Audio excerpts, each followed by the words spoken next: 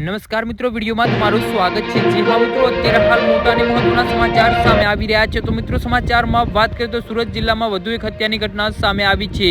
ઓલપાડ તાલુકાના પરિયાર ગામની સીમના ગૌચરણમાંથી હત્યા થયેલ 20 થી 25 વર્ષની ઉંમરની એક અજાણી યુવતીની લાશ મળી આવતા ચકચાર મચી જવા પામી છે। ઓલપાડ પોલીસને જાણ કરતા પોલીસ મથકમાં પીઆઈ CR યાદવે પોલીસ કર્મીઓ સાથે ઘટના સ્થળે દોડી આવ્યા હતા। જી હા મિત્રો, અત્યારે હાલ મોટા અને દુઃખદ સમાચાર સામે આવી રહ્યા છે।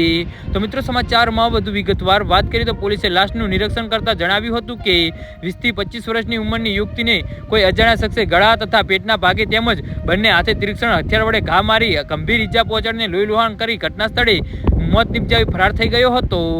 જી હા મિત્રો, અત્યારે હાલ મોટા અને દુઃખદ સમાચાર સામે આવી રહ્યા છે। તો મિત્રો, સમાચારમાં વધુ વિગતવાર વાત કરીએ તો જ્યારે યુવતીની ઓળખનો પ્રયાસ નિષ્ફળ જતા પોલીસની વધુ તપાસ દરમિયાન જણાવવામાં આવ્યું હતું કે મરનાર યુવતીના જમણા હાથે કાળા તથા કોણીની વચ્ચેના ભાગે ગુજરાતીમાં નિતેશ અને તેમના ડાબા હાથે પતંગિયાનું સુંદરનું કોતરાવેલું હતું, જેના શરીરને મરૂન કલરની ડિઝાઇનવાળી પહેરેલી કુર્તી અને લોહીથી ખરખડાતી હતી। તે કમરના ભાગે કાળા કલરની લેંગીસ પણ પહેરેલી હતી। જી હા મિત્રો, તો આના વિશે તમારું શું કહેવું છે તો નીચે અમારી કમેન્ટ બોક્સમાં જરૂરથી જણાવજો અને અમારી યુટ્યુબ ચેનલને સબસ્ક્રાઇબ કરવાની ભૂલતા નહીં। વિડીયો પૂરો જોવા બદલ તમારો ખૂબ ખૂબ આભાર।